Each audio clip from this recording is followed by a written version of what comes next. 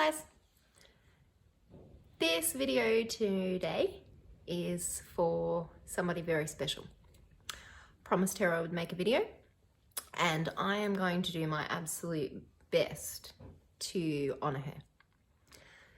I always keep saying that my circle is small, and I have no problem with that, because the circle that I have, particularly of women in my life, is exceptional.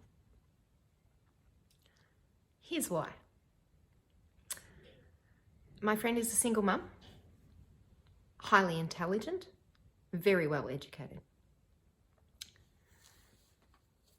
loves travel, loves people, and loves her profession.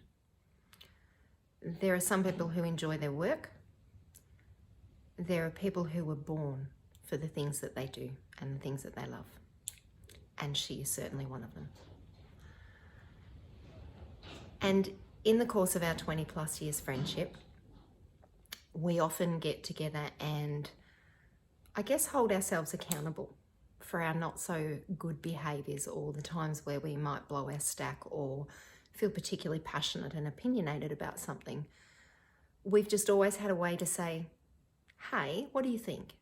Do you think I went too far? Do you think I sounded rude? Do you think this person has a point? Could I look at things another way? And sometimes in that, we know we're passionate, we know we're actually right, but we have a good laugh and a good dig at ourselves anyway.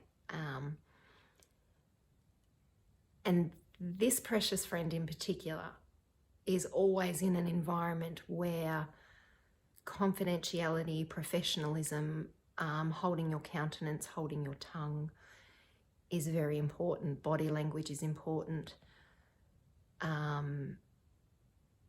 There is a whole range of things that are constantly changing and on demand within her professional environment.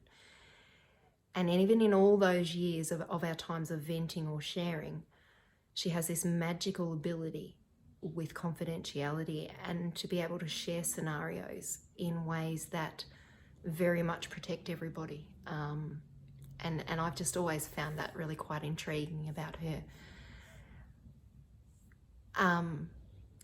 So this particular day,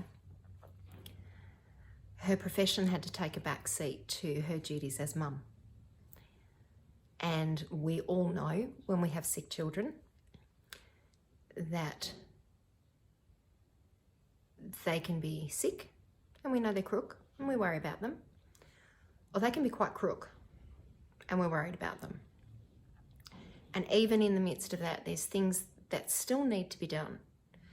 And particularly for single mums, that's an area of making sure all finances stay on track and budgets go okay. And if you're needing to take leave from your profession to take care of a sick child, and you're having to be in the car and to do things and do medical appointments, you try and do as many of the financial things attached to those as possible at the same time and make the best use of the time you have to take. And I've always found over the years, out of a lot of the people that I've met professionally, she would have to be exceptional with managing professional time management. And since becoming a single mum, that challenge she's really taken on quite well. And I'm often in awe at what she does. I certainly don't think that I could have. Yeah, no, I know I couldn't have. Let's face it, she's pretty amazing. So anyway, this scenario happened where she had to use the services of a facility to get some paperwork done. And she went in and there was a little bit of a line. And the person who welcomed and greeted her lovely, as she said. And she described her appearance and said, she was quite intrigued that this person had ink, and some of it was actually quite nice to the eye, and she, had an exceptional face, and she described her to me and said she was quite lovely. Explained why she was there, what needed to happen, and she was friendly and lovely, but directed my friend to an app.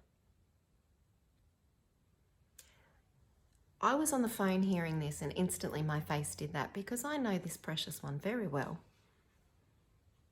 And if she's standing before you and you direct her to an app, you're probably going to get a little bit of a speech. And out of all the people I know, when they say, I'm not being rude, but she's actually genuine.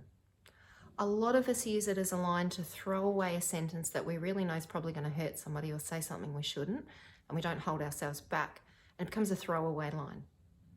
And I can honestly say in the 20 plus years I've known her, when she says, I don't mean to be rude, she is actually sincere.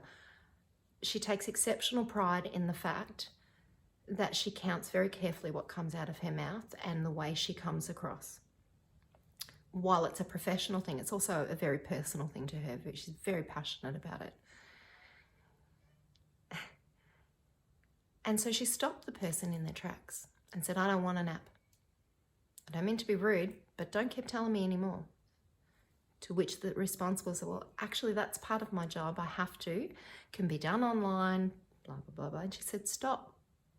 I'm not going to use it. But let me tell you why. So as the conversation unfolded, these were her key points. I don't do apps. I don't do self-serve. I don't do tap and go. Don't do it at Big W. Don't do it at Safeway. Don't do it for fuel. Don't do it anywhere. I don't do self-serves. And I don't do apps. Because I'm standing here in front of you, which gives you a job. And then when I sit in the chair and I wait for the next person, it gives them a job, which is future jobs for our children. And while I'm going, she continued on, her next main points were that we have a climbing suicide rate. We have climbing rates of mental health issues that are underfunded, under-resourced and out of control, and everyone is being pushed online to apps, to computers, to videos, to everything else, and there is no human connection. People are lonely. She continued to evolve in the conversation and elaborate on those points. This is why my circle is small. This is why the women in my life rock. Because tearing our communities apart is loneliness, is financial stress, is mental health issues, are drug issues, are time management issues, are stressed out parents, are recovering addicts, survivors of domestic violence, some survivors of sexual abuse. There are children out there struggling in the schools. There are people out there losing their goddamn farms. People are lonely. People are isolated. And all of this, everything at your fingertips, being connected to everything with your fingers, doesn't connect human hearts, doesn't connect minds, doesn't connect people. And she hit it bang on the head. And she'd said, she kept saying, I kept saying, I don't mean to be rude, but this is how I feel. This is so true. And that's why when she says, I don't mean to be rude, I believe it. Because what she considers a rant and something that maybe she should be checked for or accountable for and shared with me, inspired me. That this is about seeing people and connecting. We do everything online because it's so easy. There's such little identity in it. And you can just see, I'm up to 9 minutes and 4 of a video. It doesn't tell you much about who I am at all. And yet everywhere we form these opinions, we form what we think we know people are and who they are and what they're passionate about. And yet if we would stop and actually connect with real people, not snippets of life, how different it would be. And I say how different it would be because it didn't end there. She sat down in the waiting room. And because of what she had said and an example that she had used, the service person opened up about something personal to her, about her life and why she had a particular tattoo. human connection. She won't forget that conversation. My friend won't forget that conversation. And their conversation about the tattoo, I know neither of them will forget, because there is definitely something that binds women. And that is their babies. We are powerhouses.